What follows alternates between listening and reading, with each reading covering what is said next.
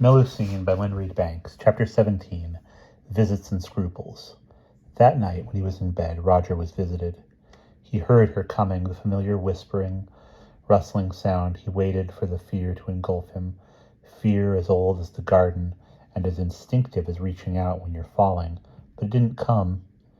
It started to. He felt the beginnings of it, in the little flush of goose flesh along his arms. But he only had to say to himself, "It's all right, it's only Melusine," for it to die down. She came to him across the bed, and he felt her arrange herself, snake fashion, coil by coil, within the curve of his bent knees.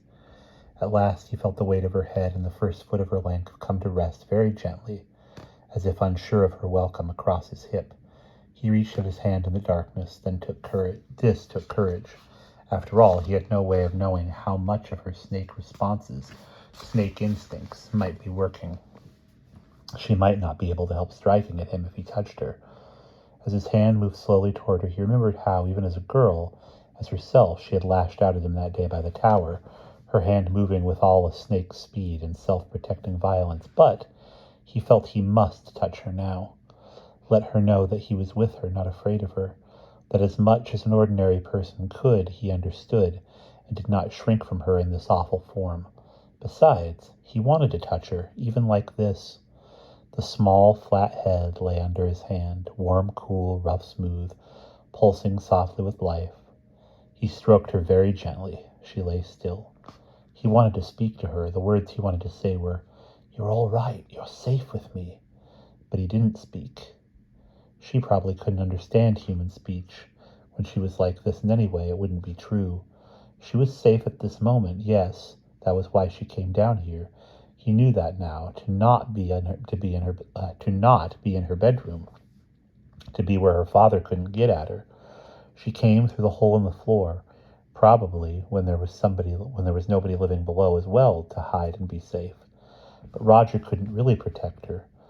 Somehow, when it was morning, she had to crawl back, up through her little escape hole, back into her own shape, into her own damaged life. And there was nothing he could do about it. For the first time in his life, he tasted a kind of despair. Even her animal self had given him her trust. He wanted to turn in bed, to gather her up, to hold her shieldingly and carry her away somewhere where no harm could ever come to her. But he was helpless. They lay like that, the big reptile coiled behind the boy's knees, his hand on its neck, until his sense of powerlessness exhausted him and he fell asleep. The big snake lay under his hand until dawn. Then it slipped quietly away. It was only when he woke the next day that Roger remembered about the tunnel. He was glad to remember it. It was so much easier to think about than Melusine. He allowed himself to half forget about the visitation of the night. Though when it did cross his mind, it left a warmth, a sense of secret intimacy. But he preferred to think about the straightforward adventure that was to come. "Why didn't we explore the tunnel last night?" he asked his father privately before breakfast. "To tell the truth, I didn't wake up. I was exhausted," said his father. "Don't know why. The air here is very relaxing. Can we go tonight?" "Yes," he said decisively. "I'll wait till Mum's asleep, and then I'll creep out and wake you, and we'll go." "What are we going to do today?" asked Emma at breakfast. "What would you say to an artificial sports lake?"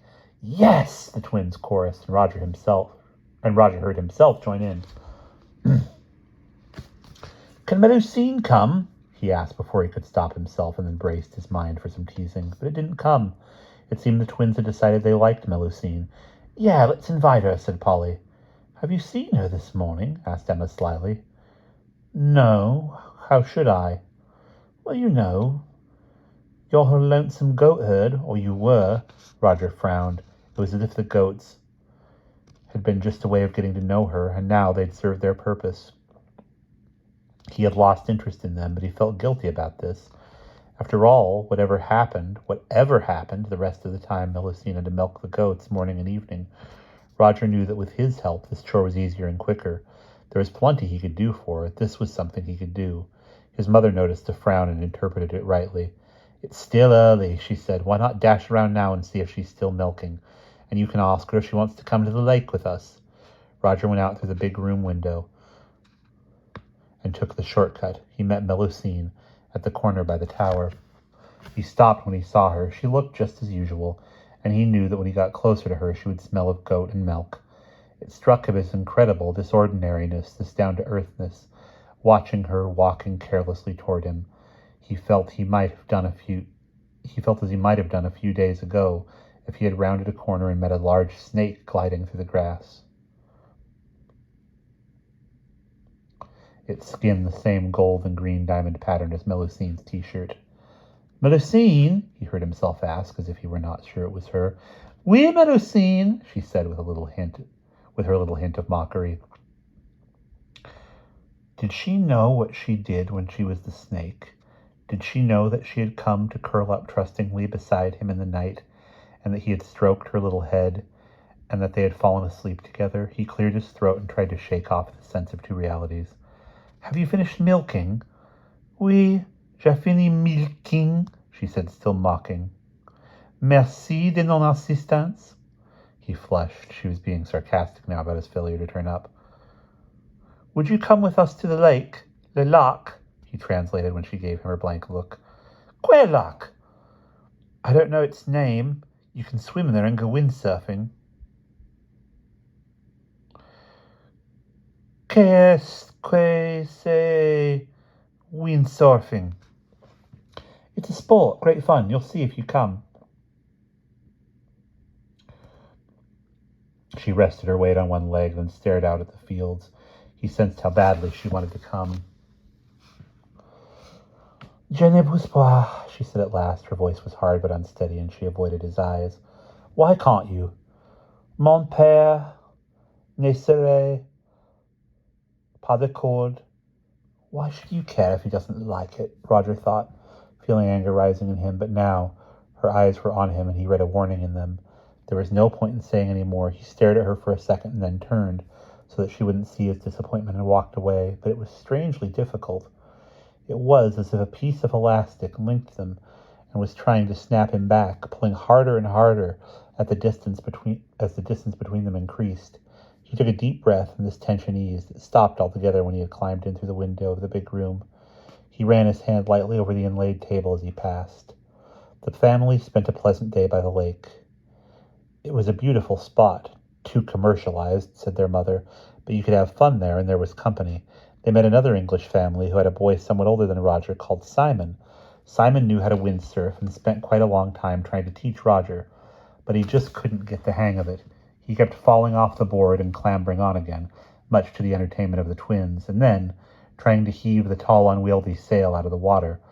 When at last he did manage to stay upright for more than a few moments, the breeze caught his craft and carried it, and him, far along the lake. This was glorious while it lasted, and he felt quite triumphant until he fell off again and suddenly realized he was nearly a mile from base and hadn't the faintest idea how to make the thing tack back against the wind.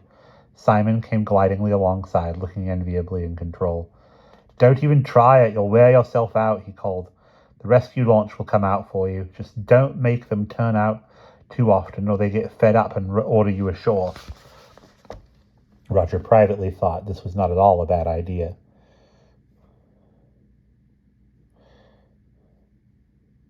He ached all over and longed for a rest and something to eat. So when the rescue launch towed him, hanging on to the windsurfer, toward shore, and he saw Emma knee-deep in water yelling for a turn, he gave way graciously. "I can do it! I know I can!" she called. "Just let me at it. Wait a sec. How do you get on?" Just sort of climb onto it and pull the sail up, right? And then lean back and let the wind take you," said Roger, adding with scant regard for the truth, "It's easy." He crawled up to the bench where his parents and Polly were sitting with the other family and having their picnics. He flopped onto Emma's abandoned towel and reached for a baguette sandwich.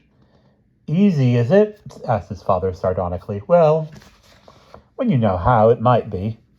He rolled on his back and watched with unavoidable relish Emma struggling with the sail and then plunging bottom first, arms and legs flying into the lake. He would have laughed his head off if he didn't know what it felt like. Polly, however, was subject to no such restraints. "Oh, please, can I try?" she gasped when she had finished laughing. "My head's all healed, honestly." I know just what she's doing wrong. Please let me have a go. But of course they wouldn't. She had to be content with a canoe ride and a fairly long sulk. After lunch, Roger fell asleep in the sun. He hadn't thought about Melusine much all day, and now he dreamed they were together in the tunnel, hearing lots of jeering voices above ground. "You'll never get out," he saw Melusine cross herself, something he'd never seen her do in real life.